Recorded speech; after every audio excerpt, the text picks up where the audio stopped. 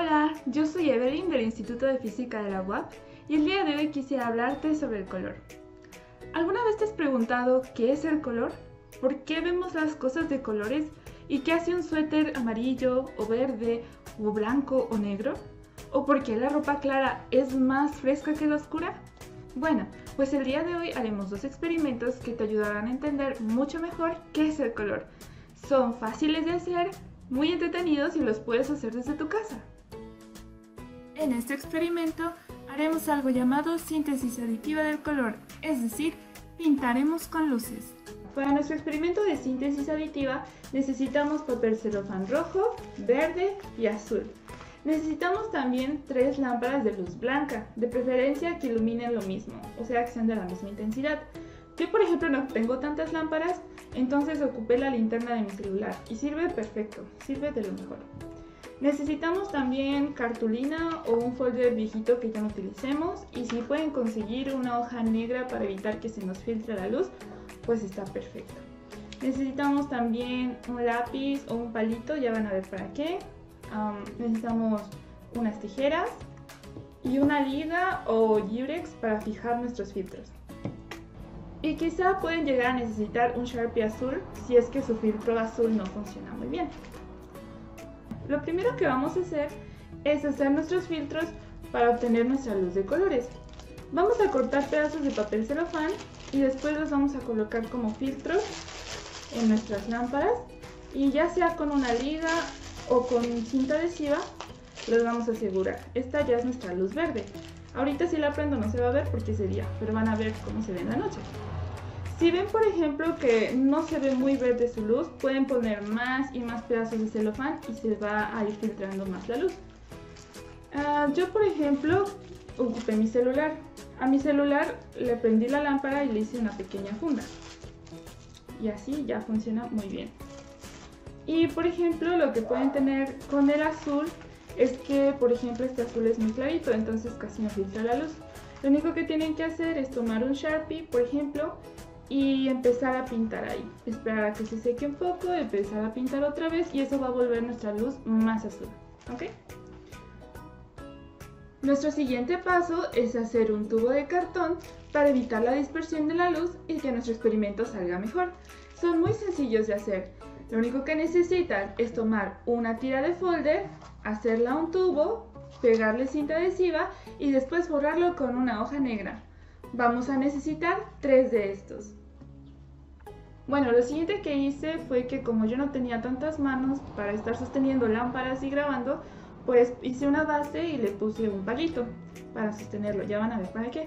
Pero si no tienen esto no se preocupen, solo necesitan un lápiz, lo ponen así que alguien lo sostenga y tiene el mismo efecto. Lo siguiente que vamos a fabricar es un pequeño disco. De hecho es bastante sencillo, lo único que tienen que hacer es recortar en su pedazo de cartón un círculo y pues si quieren lo forran de color. Yo lo forré porque se veía bonito, pero no es necesario y le pegan un palito. Y ya van a ver para qué. Ahora que ya tenemos todos nuestros materiales, lo único que nos hace falta es un fondo blanco como esta hoja de papel y que se haga de noche. Pero mientras oscurece, déjenme decirles qué vamos a hacer cuando eso pase. Vamos a tomar nuestras lámparas, las vamos a poner en los tubos y las vamos a dirigir hacia nuestro fondo blanco y vamos a ver qué pasa. Ya es de noche, vamos a experimentar. Lo que haremos será mezclar 2 colores y ver qué pasa. Para ello pondremos el palito y después lo iluminaremos con las 3 luces. Y vemos que donde hay una intersección se crean colores nuevos: el magenta, el amarillo y el cian. Ya es hora de quitarle esa restricción. Mezclemos todas las luces. ¿Qué crees que pasará? Para ello, junta las 3 lámparas en un solo punto y trata de enfocarlo de manera que veas todos los colores que se producen. Y esto es lo que obtienes. Ve que en las intersecciones obtienes cian, magenta y amarillo, y en el centro tienes luz blanca. ¿Y qué pasará ahora si a esa luz blanca le hacemos una sombra? Bueno, para eso tomemos nuestro disco que hicimos hace rato y iluminémoslo con las 3 luces que tenemos.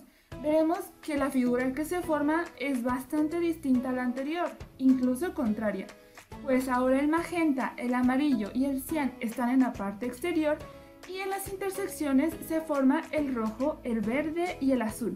Además, en el centro ya no vemos luz blanca, sino que está oscuro, porque el negro en realidad es la ausencia de luz.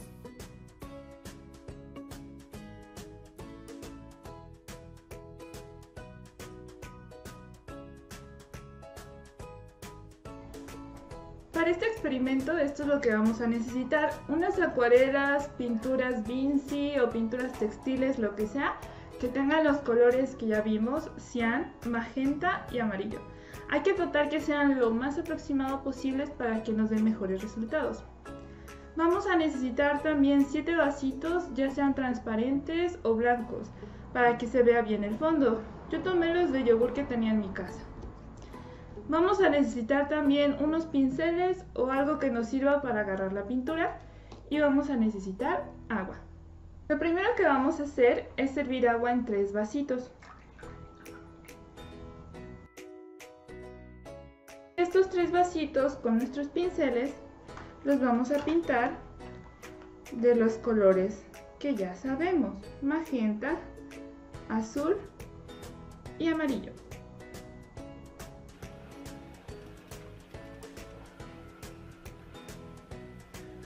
Cuidemos que no se nos mezclen los colores mientras pintamos el agua y que esté bien pintadita. Ahora es tiempo de pintar.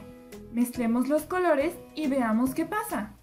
Yo dispuse mis vasitos en un círculo de tal manera que podamos reproducir los diagramas que obtuvimos anteriormente, y para que veamos qué resulta de la mezcla de 2 colores. Primero mezclemos el magenta con el amarillo y vemos que el resultado tiende a los rojizos. Ahora mezclemos el cian con el magenta y nos debe dar azul. Es tiempo de mezclar el amarillo con el cian y creo que todos sabemos que eso da verde. Ahora lo único que queda es ver qué resulta de la mezcla de estos colores. Utilizamos los colores mezclados para obtener el negro. Y recuerda que si lo que obtienes no es totalmente negro, es porque depende mucho del tono que ocupamos y de la intensidad del color. Ahora vamos a ver por qué sucede todo esto. Para comenzar, ¿estamos de acuerdo que necesitamos luz para ver los colores? Solo pensemos que si nos quedamos en un cuarto, apagamos la luz y nos quedamos a oscuras, no podemos ver nada, ¿cierto? Ni los objetos que hay en la habitación, ni el color del que son, ni nada. Y eso ocurre porque el color no es propio de las cosas, sino de la luz que las ilumina. Es decir, que dependiendo de la luz con la que ilumines algo, su color puede variar. Y ya que forzosamente necesitamos luz para ver los colores, vamos a ver rápidamente qué es la luz. La luz, para los fines de este experimento, es radiación electromagnética. Dentro del espectro electromagnético hay ciertas longitudes de onda que podemos percibir con nuestros ojos. De hecho, es un rango muy pequeñito comparado con todas las longitudes de onda existentes, pero que nos permite observar el mundo que nos rodea y descubrir cosas maravillosas. A esta región se le llama el espectro visible y comprende longitudes de onda desde los 380 nanómetros hasta los 780 nanómetros. La luz de cada una de estas longitudes de onda es percibida en el cerebro humano como un color diferente, pues en nuestros ojos existen 3 tipos de conos y cada uno es sensible a un tipo de luz. Uno a la luz roja, otro a la luz azul y otro a la luz verde. Hablemos entonces de lo que pasó en nuestro primer experimento. Si utilizamos solo fuentes de luz de color, cada color contiene una mezcla de longitudes de onda, las cuales son percibidas por el ojo como una información de color.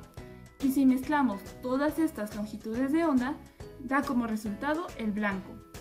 Este modelo, basado en la adición de longitudes de onda para obtener colores, se conoce como el modelo aditivo de color. El trío de colores rojo, verde y azul, también conocido como RGB por sus siglas en inglés, se considera como el conjunto de colores primarios de la luz, ya que con ellos se puede representar una gama muy amplia de colores visibles. Y si mezclamos los tres en iguales intensidades, da como resultado el blanco, justo como en nuestro experimento. Combinando uno de estos colores primarios con otro en proporciones iguales, producimos los colores aditivos secundarios, que son más claros que los anteriores, y son, adivinen cuáles, el magenta, el amarillo y el cian. La ausencia de los tres da el negro, y la suma de los tres da el blanco. Estos tres colores se corresponden con los tres picos de sensibilidad de los tres sensores de color en nuestros ojos. Ahora hablemos de la síntesis sustractiva, que obtuvimos al crear interferencias, o sea una sombra, sobre los colores secundarios de la luz y también al mezclar los pigmentos. Cuando hablamos de síntesis sustractiva, nos estamos refiriendo a la obtención de colores por mezclas de pigmentos. De hecho, se llama sustractiva porque al ir añadiendo colores pigmento, sustrae color. Los colores primarios de la síntesis sustractiva serán los colores complementarios de la síntesis aditiva. Y ya que es sustractiva, necesitamos luz blanca, pues si elegimos una luz de otro color, no percibiremos lo mismo. Cuando la luz blanca toca un material o una superficie, los pigmentos de colores de esa superficie absorben todas las longitudes de onda de luz, excepto las de su color, que son reflejados y percibidos por el órgano de la visión. Por ejemplo, si iluminamos una manzana roja con luz blanca, la manzana absorberá todas las longitudes de onda, salvo la correspondiente a ese color, la cual al contrario reflejará, y eso será lo que percibamos e interpretemos como color rojo. Y como podemos imaginar, el blanco es el resultado de la reflexión de toda la luz, es decir, es la ausencia de los tres primarios sustractivos. La suma de los tres primarios sustractivos origina el negro, justo como en nuestros experimentos. Como puedes ver, el color negro absorbe todas las longitudes de onda de la luz visible, es decir, absorbe su energía, mientras que el blanco la refleja. Por eso la ropa clara es más fresca que la negra. Aunque bueno, también depende mucho de si hace viento o de si la ropa es holgada. Todo tiene una explicación, y si quieres conocer esta, ya te invito a que sigas investigando al respecto. Y por último, si quieres entender mejor el tema o tienes curiosidad sobre cómo se consigue un color en específico, te invito a visitar estos dos simuladores que encontré en internet. Te divertirás y aprenderás mucho. Bueno, por mi parte esto sería todo, espero les haya gustado, les haya entretenido, yo me divertí y me sorprendí mucho haciéndolo, así que espero que ustedes lo puedan hacer en casa también, y si les interesa los invito a que sigan investigando más sobre este tema y sobre muchos otros sobre cómo funciona el mundo, y van a ver que van a descubrir cosas realmente increíbles. Bueno, nos vemos.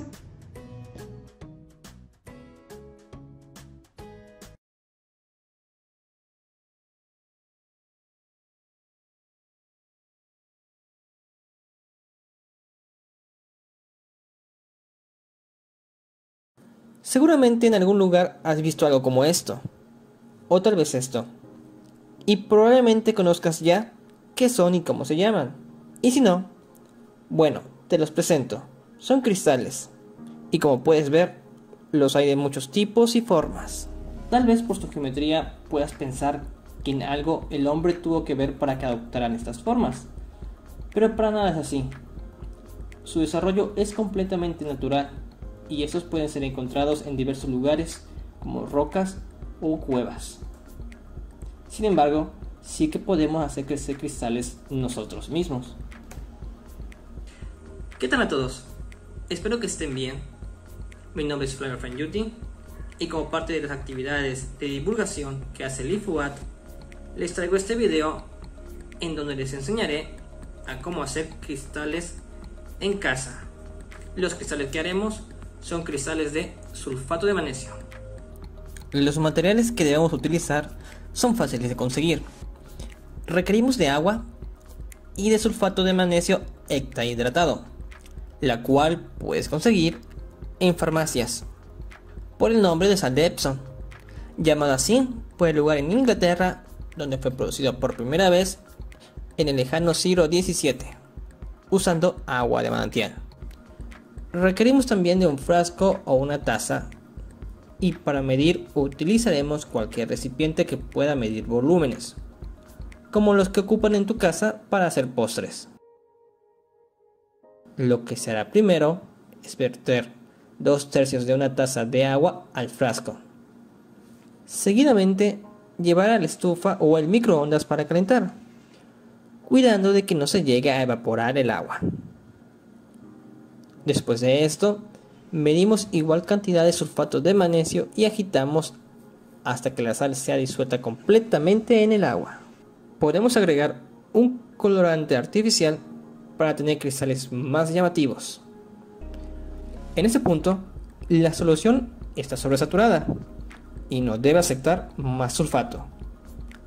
Pero, debido a que no hemos controlado la temperatura, lo cual es importante conocer por algo que se explicará más adelante, podemos agregar más sulfato de magnesio a la solución hasta que ya no pueda disolver más sal. Ahora, llevamos el frasco al refrigerador y lo dejamos ahí varias horas. El tiempo dependerá de la cantidad de solución que se prepara. Con las cantidades mencionadas, aproximadamente 5 horas después se tendrán cristales, los cuales serán pequeños y finos, parecidos a pequeñas agujas o espinas. Y ahora que tienes estos pequeños y finos cristales, tal vez te preguntes el por qué y el cómo es que se formaron. Para responder a esta pregunta, primero tenemos que definir qué es saturación y qué es una nucleación. Saturación, por su significado en latín, es el concepto de alcanzar una capacidad máxima. Para soluciones, esta capacidad máxima se refiere al hecho de que a cierta temperatura, presión y en la naturaleza química de las sustancias involucradas no se puede disolver más soluto. El soluto es el sólido, que en nuestro caso particular es la sal. La saturación, por lo que se ve, se alcanza en un equilibrio termodinámico. Cualquier variación de temperatura o presión provocará que ésta esté sobresaturada o insaturada. La nucleación se define como el nacimiento de cuerpos sólidos muy pequeños en una solución sobresaturada. Se produce como consecuencia de cambios locales a escala molecular en una fase homogénea. La nucleación puede ser de dos tipos, primaria o secundaria. El que ocurra una u otra se debe a qué tan sobresaturada esté la solución. En el diagrama que vemos ahora se distinguen tres zonas. En la zona labil o inestable es donde ocurriría la nucleación primaria, que puede ser homogénea si no depende de que en la solución exista un tercer sólido presente para llevar la cristalización, como es el caso de nuestro experimento, o heterogénea si es necesario la presencia de un tercer agente que sea un sólido. La zona de en medio es conocida como metaestable. En ella ocurrirán las nucleaciones secundarias, que se caracterizan porque para formar cristales es necesario que se siembre un cristal para inducir la cristalización o haber obtenido un cristal de una nucleación previa. Por último, la zona estable es aquella que se encuentra por debajo de la línea de solubilidad, y aquí, sin importar las variaciones de temperatura, no se formará ningún cristal. Y sabiendo todo esto ahora, posiblemente aún te estés preguntando el por qué es que se obtiene un cristal. Bueno, esto tiene que ver con el ordenamiento del material. La sal de Epsom, como muchas otras sales, posee ordenamiento a largo alcance, es decir, en el espacio en 3 dimensiones, los átomos que forman la sal se unen unos con otros en un patrón que se repite en todo el material, lo que conforma la red cristalina, que le da forma a los cristales. Por otra parte, los sólidos amorfos poseen ordenamiento a corto alcance, es decir que sí se unen a átomos vecinos, pero no con un patrón definido en todo el material. La unidad mínima en cómo se repite este ordenamiento es lo que se conoce como redes de Bravais. En 3 dimensiones existen 14 redes de Bravais, muchas de las cuales son muy parecidas. Solo cambia la ubicación de los átomos dentro de la red, que sin embargo da la posibilidad de que se formen cristales distintos. Ejemplo de ello son las redes de Bravais cúbicas. En la pirita, una red simple forma un cubo, pero una red cúbica centrada en las caras puede formar otro tipo de cristales, como un octaedro. Y aunque los cristales que se obtengan pueden ser distintos, tendrán en común su sistema cristalino, que es el hecho de que todos son formados por una celda unitaria de mismas dimensiones y mismos ángulos. Siguiendo con el ejemplo, el sistema cristalino sería el cúbico. De los cristales obtenidos para el sulfato de magnesio, cuando se cristaliza a bajas temperaturas y observándolos más de cerca, podemos apreciar que las agujas tienen en verdad esta forma, que se conoce como prisma tetragonal piramidal, lo que recuerda a los obeliscos egipcios. Esta forma se obtiene si el sistema cristalino es ortorrómbico, y con ello se sabe que hay 4 posibles redes de Bravais. Conocer cuál es exactamente la red de Bravais para este cristal necesita de un análisis más detallado, con equipo de laboratorio especializado. El equipo necesario para conocer esto es el difractómetro de rayos X, con el cual, mediante la incidencia de rayos X a una muestra de cristal o de la sal, se obtiene un patrón de difracción, el cual es interpretado para obtener un modelo de la posición de los átomos en el cristal. Si bien no podemos hacer estos análisis fuera del laboratorio, sí podemos hacer otras observaciones visuales de los cristales. Como se mencionó, los cristales de sulfato de magnesio han crecido en diferentes direcciones, son finos y pequeños. Estas características visuales que dependen de las condiciones en las que crecen los cristales son llamados hábitos cristalinos. Nuestros cristales tienen un hábito tanto fibroso como acicular. Y bien, hasta aquí llega este video. Aunque antes de terminar me gustaría mencionar que, como se ha visto hasta este momento, de un material que se ha preparado de forma sencilla, podemos llevar a cabo una serie de análisis extensos de sus propiedades, lo cual nos permite conocer características de estos materiales y darles un uso que sea práctico para nosotros. Ejemplo de ello es la sal con la que se hizo el experimento, ya que esa tiene varios usos, tanto en medicina como en jardinería. También podemos ver que detrás de un fenómeno muy sencillo como es la cristalización, existe en verdad toda una serie de conceptos y leyes, tanto físicas como químicas, que explican el por qué es posible obtener cristales. Pero además, los conceptos que hemos visto y que hemos mencionado a lo largo de este video también son base para entender diferentes fenómenos físicos y químicos presentes en nuestro día a día. Bien, esto es todo. Gracias por su atención y hasta luego.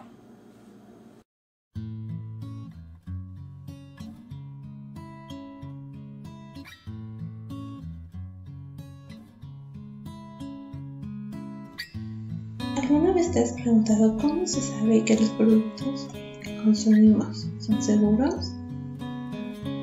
Esto se somete a un análisis de calidad químico. En el caso de la ropa y juguetes, se verifica que no contengan alguna sustancia dañina para nosotros.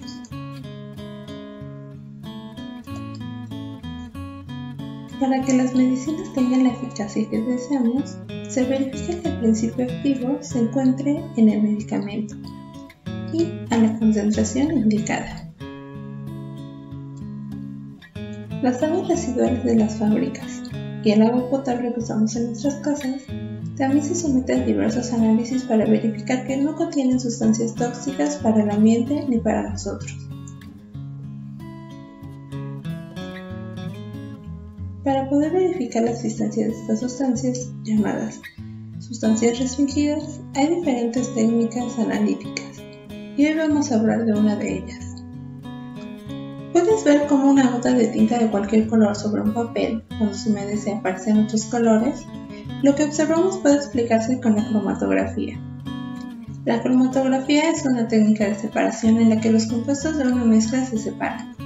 Se puede usar para purificar o de manera analítica usando cantidades pequeñas de muestra para establecer la presencia o medir las cantidades de un compuesto de interés llamado analito.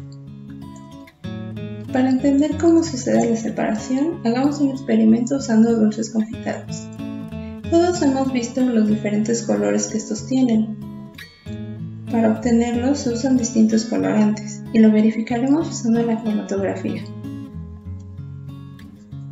Para el experimento necesitaremos caramelos y chocolates confitados, colorantes de comida, palillos, cuadritos de aluminio, tiras de papel de cocina o filtro de café de 2.5 centímetros de ancho por al menos 10 centímetros de largo, 3 tazas de agua con 1/8 de cucharadita de sal, agua y un gotero, un recipiente transparente de vidrio o de plástico, regla y lápiz.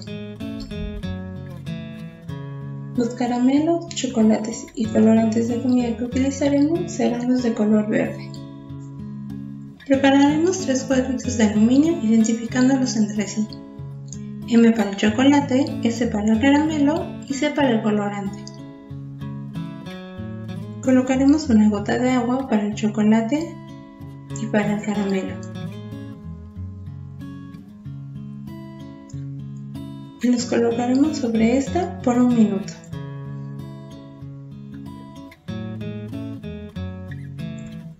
En el otro aluminio colocaremos una gota de colorante. Pasado 1 minuto retiraremos los dulces.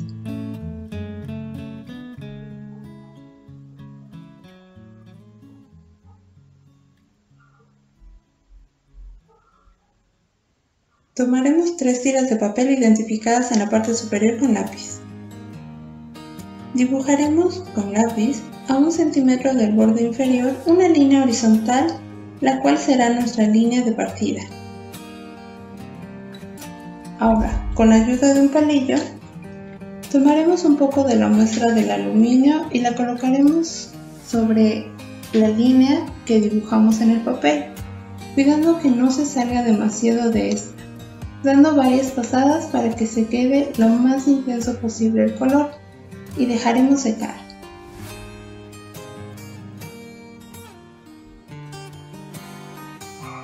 En el recipiente colocaremos la cantidad de agua con sal suficiente para que se cubra 0.5 centímetros del borde inferior del papel.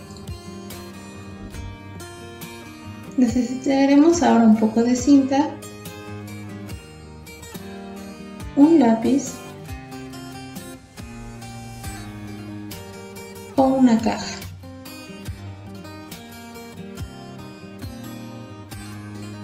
Con un poco de cinta pegaremos la tira de papel seca a la caja o el lápiz.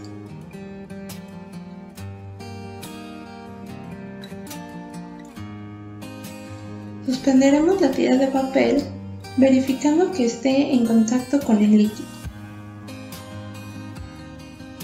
La dejaremos ahí el tiempo suficiente hasta que la tira se humedezca 1 centímetro antes del borde superior de la tira. La retiraremos y dejaremos secar horizontalmente.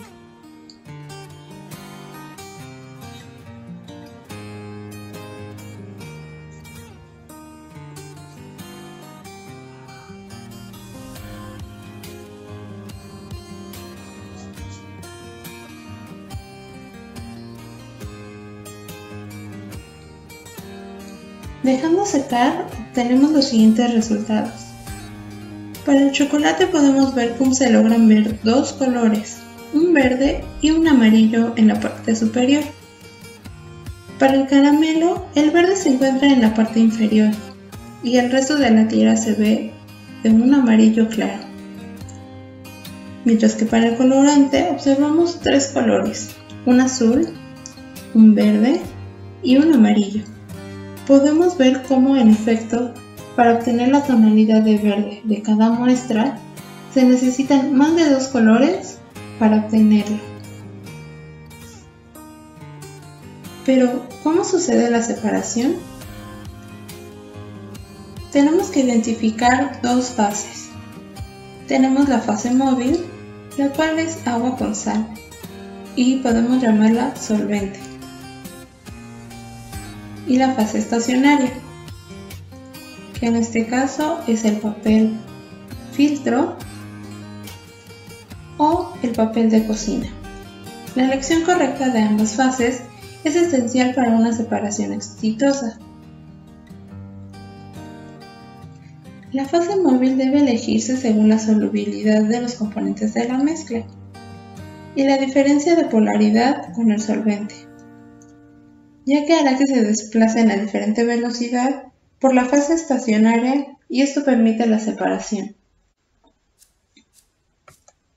La fase estacionaria también se elige en base a la solubilidad de los componentes de la mezcla en esta, ya que esto definirá la fuerza de absorción de los componentes y por lo tanto su velocidad de desplazamiento. En ambas fases es importante que éstas no reaccionen con la mezcla. Lo que vimos entonces fue cromatografía en papel. Es el tipo más sencillo y explicativo de la cromatografía. Esta generalmente se usa para verificar la pureza de un compuesto y con propósitos educativos.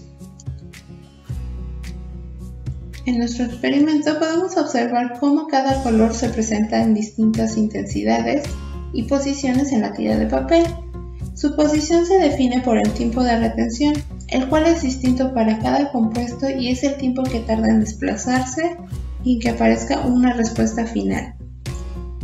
Si graficamos estos datos, lo que obtendríamos sería un cromatograma, que es la respuesta visual de otros tipos de cromatografía. En estos casos, la intensidad se mide como una señal eléctrica. Como vimos, la cromatografía en papel no es la técnica más usada.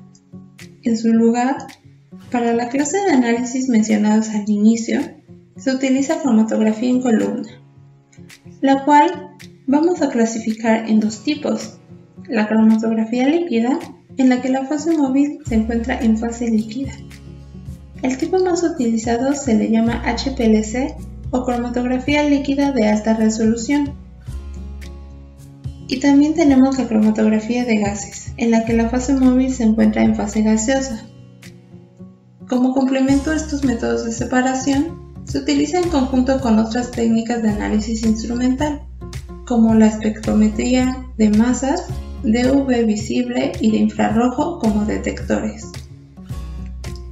La cromatografía de líquidos, y en específico la HPLC, utiliza columnas de vidrio, en la que se encuentra la fase estacionaria. Los solventes utilizados son grado HPLC, o sea, de una pureza de más de 99%, y estos se someten a una alta presión para que ésta fluya y se logre una mejor separación. La cromatografía de gases, la fase móvil son gases o una mezcla de gases de alta pureza. En este método, la muestra se va a volatilizar en su paso a través de la columna, con la fase estacionaria generalmente líquida. Para saber qué compuestos son, utilizamos estándares, los cuales se pueden preparar a distintas concentraciones para determinar la cantidad exacta del compuesto de interés. Las señales del estándar se comparan con la señal de la muestra, y de esta manera sabremos de qué compuesto y a qué concentración se encuentra si se requiere.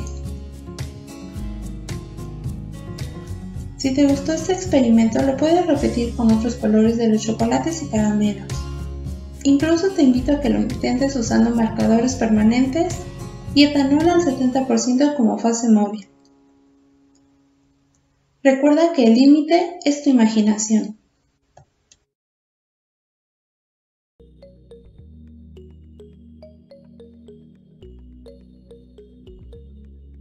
Hola, ¿qué onda? Soy Javier, estudiante de la maestría en Ciencia de Materiales del Instituto de Física de la UAP. Y bueno, tal vez solo de escucharlo te puede dar flojera o miedo. Sin embargo, la física es realmente divertida y sorprendente y está presente en tu vida diaria, mucho más de lo que todos creemos. Este video forma parte de una serie de divulgación científica que estamos creando para ustedes. Y tú dirás, ¿para qué divulgar la ciencia? Precisamente para perder el temor que despiertan las complicadas fórmulas y los cálculos tediosos. Pero lo más importante, como dijo Carl Sagan, que en algún lugar del universo algo increíble está esperando a ser descubierto. ¿Qué tal? Y lo descubrimos juntos.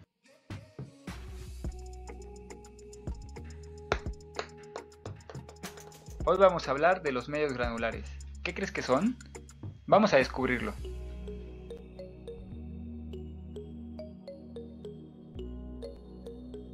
Bueno, pero ¿qué es un medio granular?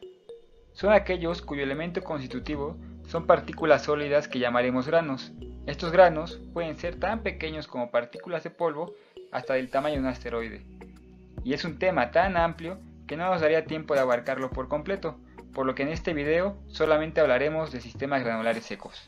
Es decir, que el comportamiento de estos sistemas queda determinado completamente por las interacciones partícula-partícula y de una fuerza restitutiva de la que no podemos escapar, que es la gravedad.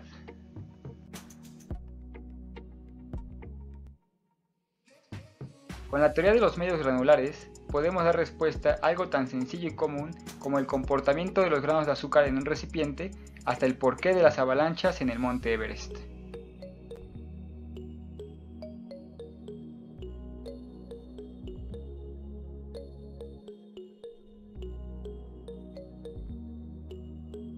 Pero no todos los granos son iguales. ¿Qué formas crees que pueden tener los granos? Echemos un vistazo más de cerca a la arena de la playa.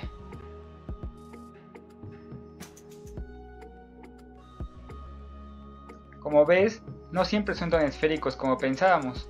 De hecho, las formas son tan irregulares como las puedas imaginar. Sin embargo, en otros medios hay formas que sí son perfectamente distinguibles, como los granos cúbicos en el azúcar o granos esféricos como las bolitas de unicel.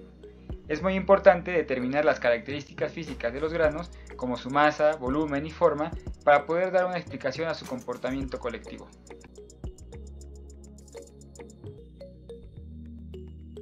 Así, el estudio del comportamiento de estos medios se ha convertido en un importante tema de investigación para el entendimiento de diversos fenómenos geofísicos y la implementación de varias aplicaciones en el área de ingeniería, como por ejemplo, los chalecos antibalas y las trincheras para evitar el impacto de balas, o cuando sales de viaje en las rampas de frenado en la carretera. También los amortiguadores granulares de una nave espacial o la previsión de avalanchas de nieve, y hasta la explicación de la dinámica en un cinturón de asteroides.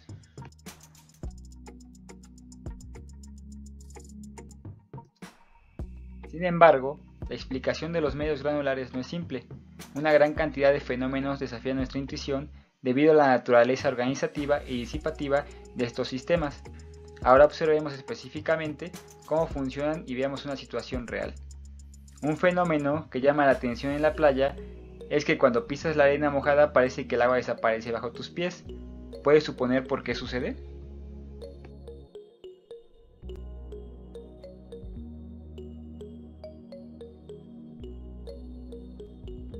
Reynolds propuso una explicación a este fenómeno. Si tomamos una bolsa de canicas y la retorcemos, se empaquetarán, formando un bloque duro de partículas que estarán atascadas. Esto es demasiado intuitivo. Sin embargo, Reynolds explicó el proceso inverso. ¿Qué pasaría si a granos compactados como los que encontramos en la arena de la playa se les obligara a desplazarse? Lo que encontramos en el video es sorprendente y antiintuitivo. Al apretar el globo, el nivel del agua disminuye. Esto se explica que al comprimir la arena, los granos que la conforman se ven obligados a desplazarse, es decir, sufren un reacomodo de tal forma que aumentan el espacio vacío entre ellos. Al ocurrir esto, el agua ocupa estos nuevos espacios y desciende su nivel. Lo mismo ocurre cuando caminamos por la playa, o sea, estamos dilatando el medio, dando la impresión que las pisadas dejan la arena seca alrededor del pie.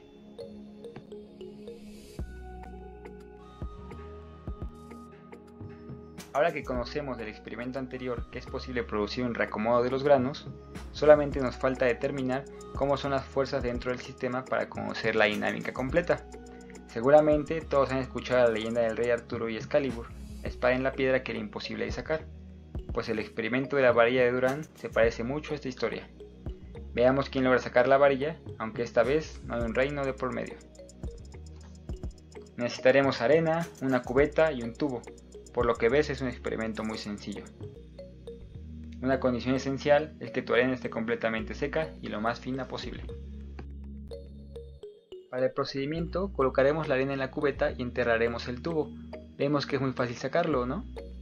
Pero ¿qué pasa si le damos unos pequeños golpes a la cubeta? Para eso, veamos el video del experimento.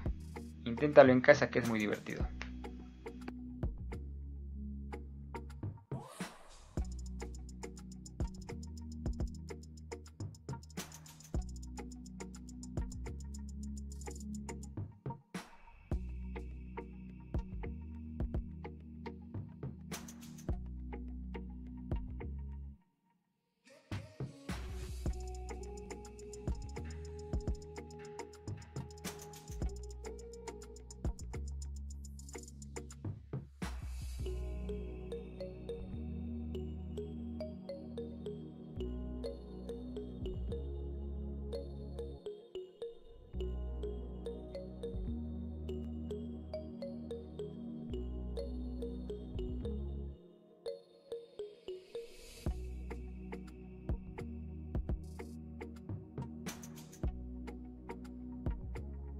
Antes que expliquemos qué es lo que ocurre, veamos cómo son las interacciones en los medios granulares.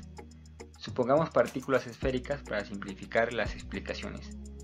Para que estos medios se encuentren en equilibrio, la fuerza entre cada uno de los granos tiene que ser igual a cero, de la primera ley de Newton. Para que esto sea posible, las fuerzas entre una partícula deben equilibrarse, es decir, su peso debe anularse con las fuerzas normales y la fricción estática debido a partículas circundantes. Automáticamente podemos generalizar este análisis para todas las partículas del sistema. Esta progresión de fuerzas la podemos ver como una cadena de esfuerzos que será transmitida de partícula en partícula hasta llegar a las paredes del recipiente. La imagen representa claramente estas cadenas en azul, donde el peso de una partícula, la bolita roja, es repartido entre varias partículas del medio.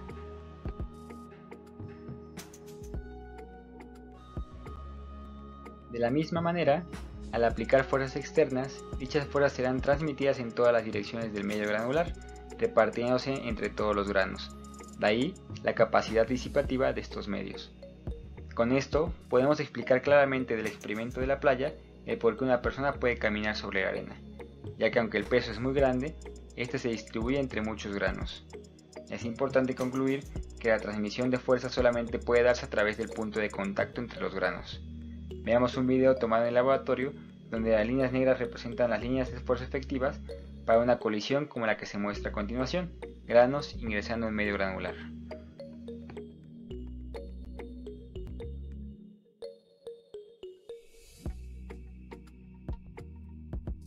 Por otra parte, es importante cuantificar las interacciones, es decir, la cantidad de puntos de contacto promedio entre los granos. Esta cantidad depende estrictamente de la compactación del medio. Entre más distantes estén los granos entre sí, habrá menor cantidad de puntos de contacto, y la transmisión de esfuerzos será menos eficiente. Por lo tanto, la transmisión de esfuerzos depende en gran medida de cómo se acomodan las partículas. Como se muestra en la imagen, para un sistema monogranular esférico, el ordenamiento más eficaz es el medio hexagonal, donde hay un máximo de 6 puntos de contacto para una distribución 2D. Para sistemas monodispersos, la lógica es similar. Y bueno, creo que todos hemos tenido la experiencia de sacudir un azucarero y ver cómo el nivel de ocupación de los granos disminuye. Si no es así, inténtalo en tu casa y podrás guardar más azúcar en el recipiente. Esto se debe a que en un material recién vaciado en un recipiente tiene una compactación muy pequeña, o si lo vemos en términos de la densidad local, entonces sería muy baja. Al someter al sistema a perturbaciones horizontales, ocurre un reacomodo de las partículas, de tal forma que aumenta la compactación y por consiguiente el espacio vacío entre partículas y el volumen total disminuyen. Este proceso queda perfectamente representado en la imagen.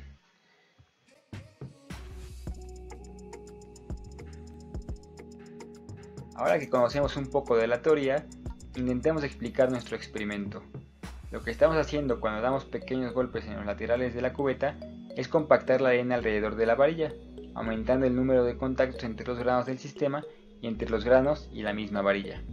En este proceso creamos puentes de interacciones que concentrarán la fuerza desde las paredes laterales hasta la varilla.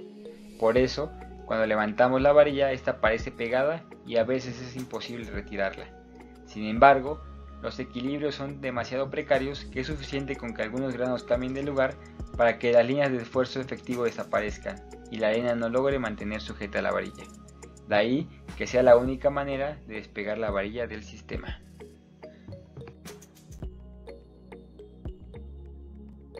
Y si todavía te quedaron ganas de seguir conociendo sobre el tema, te invito a que visites la página del Dr. Felipe Pacheco Vázquez del Instituto de Física de la UAP. Te dejo el link.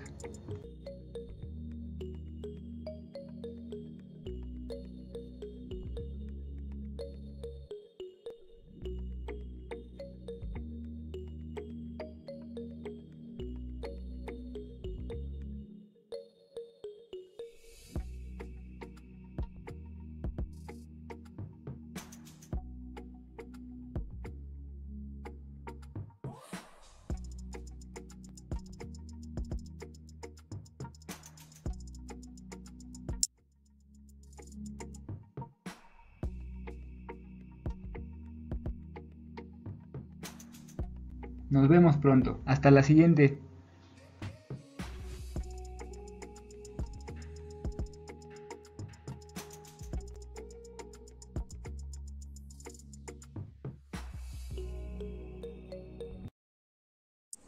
Hola, soy Jesús Rodríguez Mera, estudiante de la Maestría en Ciencia de Materiales del Instituto de Física de la UAP. Hoy, como parte de las actividades de la Noche de Estrellas, les hablaré del pH, un poco de su historia, qué es lo que mide y al final haremos un indicador casero. Comencemos. Como definición, sabemos que la escala de pH mide el grado de acidez o basicidad de una disolución, asignándole valores entre 0 y 14. Pero un momento. Antes de clasificar estas disoluciones en la escala y explorar sus aplicaciones, hay que entender dos conceptos. El primero es definir qué es un ácido, qué es una base. A lo largo de la historia han existido diversas formas de clasificarlos. Por eso solemos escuchar conceptos como ácidos de Arrhenius, bases de Arrhenius, ácidos de Bronsted-Lowry y ácidos y bases de Lewis. Y bueno, la diferencia entre todos ellos se debe a cuestiones meramente químicas, pero para los fines de este video nos quedaremos con las siguientes definiciones.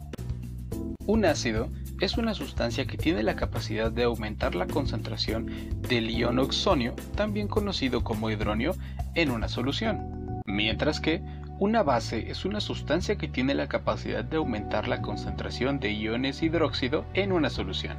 Ahora que sabemos la diferencia, la pregunta que viene a nuestra mente es ¿dónde ubicamos a los ácidos y las bases dentro de la escala de pH? La respuesta a todo esto proviene de dos moléculas de agua. En el momento en el que dos moléculas de agua interaccionan, ocurre algo muy particular.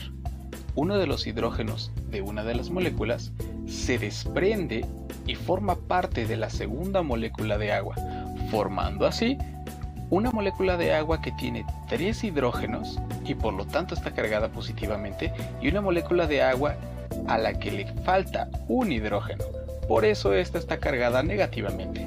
Constantemente estos iones interaccionan entre sí formando nuevamente moléculas de agua estables como lo teníamos en un inicio.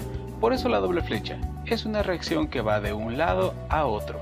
A este proceso se le conoce como la autoionización del agua.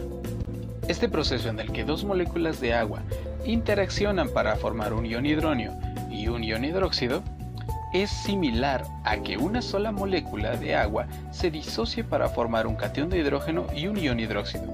Es por ello que utilizaremos indistintamente la concentración de iones hidronio y la concentración de cationes de hidrógeno. Como toda reacción en equilibrio, esta tiene una constante de equilibrio que llamaremos Kw, y está dada por la concentración de iones hidronio por la concentración de iones hidróxido entre la concentración del agua al cuadrado. Se ha encontrado experimentalmente que a 25 grados centígrados la concentración de estos dos iones es de 10 a la menos 7 molar, y como el agua es el disolvente, su concentración es 1. Si sustituimos estos valores en Kw, obtenemos que ahora vale 10 a la menos 7 molar por 10 a la menos 7 molar, y su resultado es 10 a la menos 14 molar al cuadrado. Esta constante Kw se le conoce como el producto iónico del agua. Y aquí es donde entra a escena un científico llamado Søren Sørensen. Sørensen fue un químico danés que mientras investigaba el efecto de la concentración de los iones sobre enzimas, creó en 1909 una forma simple de expresar la concentración de iones de hidrógeno en una solución, la escala pH. Sørensen originalmente nombró estos valores como P sub H, ya que significaba exponente de iones de hidrógeno. Él lo definió como el menos logaritmo de la concentración de iones de hidrógeno. Con el tiempo, la nomenclatura fue pasando a la que se usa actualmente, escribiéndose solamente pH. Si aplicamos esta expresión al producto iónico del agua y utilizamos leyes de logaritmos, llegamos a la siguiente expresión, que 14 es igual al pH más el pOH. Ahora analicemos un caso. Si en una solución existe la misma cantidad de iones hidrógeno que de iones hidróxido, aplicando esta definición de logaritmos podemos llegar a que el pH tiene que ser igual al pOH. Si la suma de estos dos tiene que darnos 14, quiere decir que el pH es igual a 7. A esto se le considera una solución neutra. Para los siguientes casos nos será bastante útil una gráfica. Si nosotros graficamos la concentración de iones hidrógeno contra el pH, obtenemos la siguiente curva. Aquí podemos ver que si la concentración de iones de hidrógeno aumenta, el pH disminuye. Pero, ¿qué sustancia, al agregarse a una solución, aumenta esta concentración de iones de hidrógeno? Así es, la respuesta es un ácido. Por lo tanto, los pHs menores a 7 corresponden a soluciones ácidas. De forma análoga, una base aumentará la concentración de iones hidróxido disminuyendo la concentración de iones hidrógeno. Si la concentración de iones hidrógeno disminuye, el pH aumenta. Así, para valores de pH mayores a 7, consideraremos la solución como básica. Como ya hemos visto, el pH es una medida de la concentración, por lo cual es una variable muy importante a medir en distintos procesos o pruebas de laboratorio. Para ello, si se quiere ser exacto, se pueden utilizar aparatos electrónicos conocidos como pHímetros. Para estudios de carácter un poco más cualitativos, se suelen usar indicadores de pH. Estas son sustancias que al agregarse a una solución cambian su estructura. De esa manera esta solución cambia de color y al compararla con un patrón propio del indicador pH podemos obtener esta medida. Parte de este video es precisamente eso. Hoy haremos un indicador de pH casero. Para elaborar nuestro indicador necesitaremos los siguientes materiales: alcohol etílico, con menos de 100 ml bastará, también es posible hacerlo con agua, una col morada, un frasco de vidrio limpio, un gotero o jeringa. Lo primero que tenemos que hacer es cortar en pequeños trozos una porción de la col morada. No es necesario que sean tan grandes, pero tampoco deben de ser muy pequeños. Una vez que cortemos una pequeña parte, la introducimos dentro del frasco de vidrio.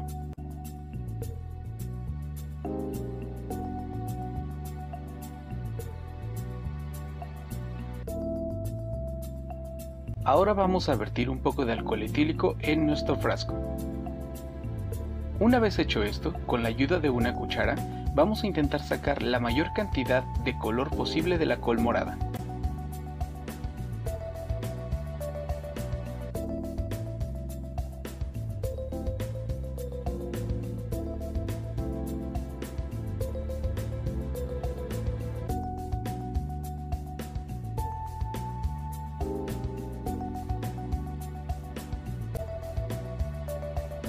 A continuación, pasaremos el extracto de col a un gotero.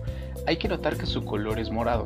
Esto se debe a que la col tiene antocianinas, cuyo componente más abundante es la cianidina. Esta molécula orgánica, bajo diferentes ambientes de pH, cambia su estructura y por lo tanto cambia su color. Hemos preparado 5 sustancias diferentes para probar nuestro indicador de pH.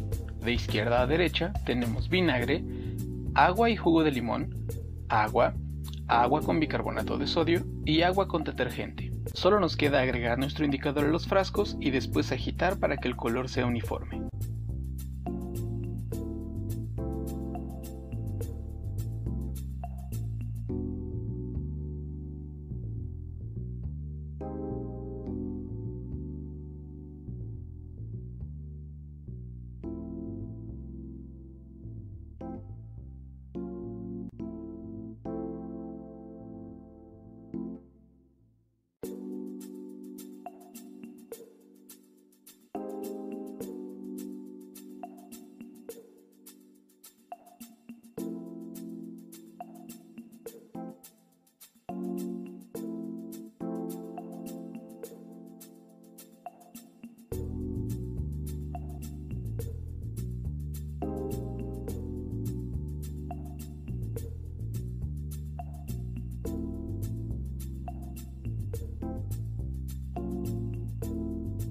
Con nuestro indicador, ahora sabemos que si una sustancia es neutra, será de un color azul marino.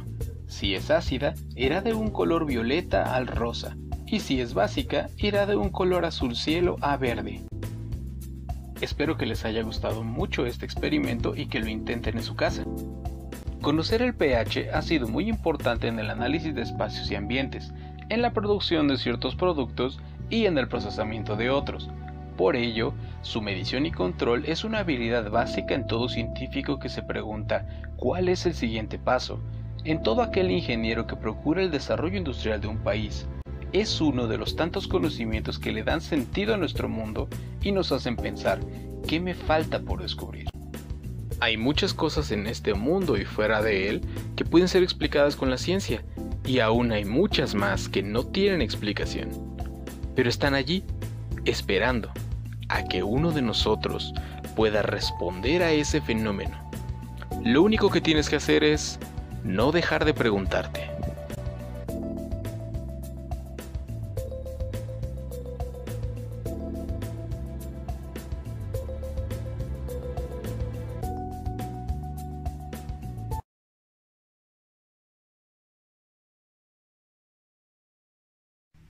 Hola, soy Nadia Oropesa, soy estudiante del Instituto de Física de la UAP en la Maestría de Ciencias de Materiales y hoy les voy a presentar un experimento popularmente conocido como la serpiente del faraón. La serpiente del faraón era el entretenimiento perfecto durante las cenas organizadas por aristócratas a principios del siglo XIX en Europa. Originalmente era la consecuencia de una reacción química generada por un compuesto inorgánico llamado tiocianato de mercurio, que además de contener este elemento de la tabla periódica, tiene carbono. Sin embargo, su popularidad disminuyó cuando los efectos nocivos del mercurio comenzaron a evidenciarse. Hoy en día se puede realizar una variante del experimento utilizando sustancias no tóxicas como lo hicimos en este video.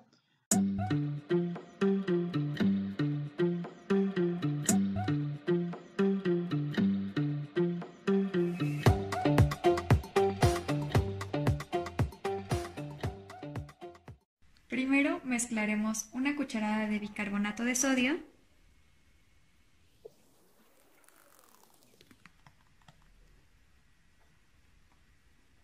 y 4 cucharadas de azúcar.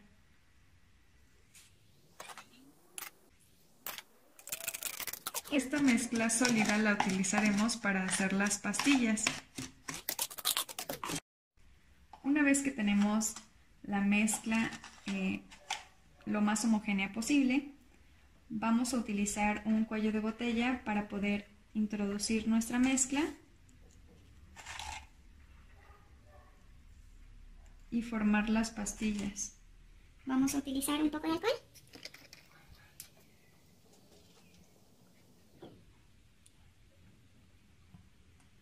Y vamos a compactarlo. Una vez que preparamos un poco el lugar en donde vamos a trabajar, utilizamos arena, colocamos el recipiente o la bandeja en donde va a hacer la reacción en un lugar seguro, le echamos un poco de alcohol para que nos ayude a encender y vamos a colocar las pastillas que hicimos.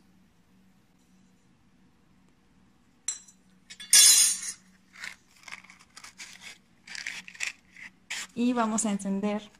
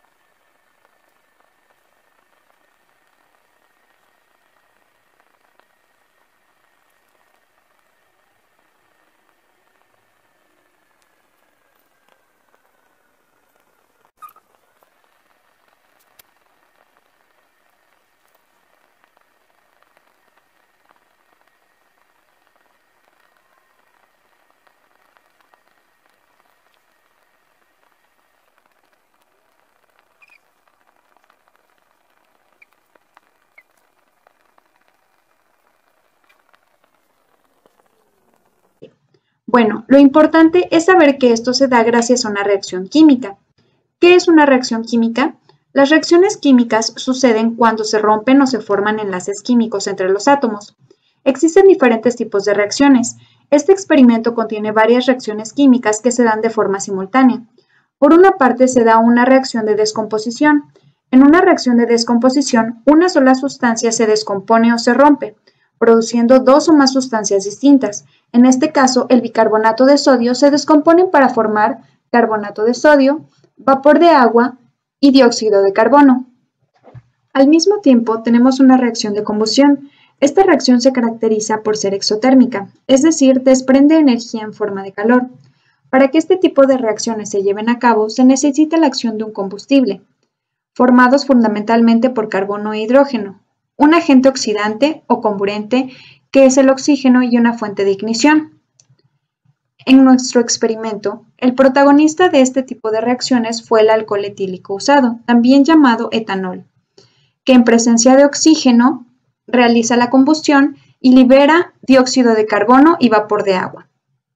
Por otra parte, el azúcar también participa en una reacción de combustión y al mismo tiempo sufre una deshidratación, comúnmente conocida como caramelización, la cual es una pirólisis, es decir, una descomposición causada por el calentamiento sin utilizar oxígeno, la cual en condiciones extremas produce una carbonización.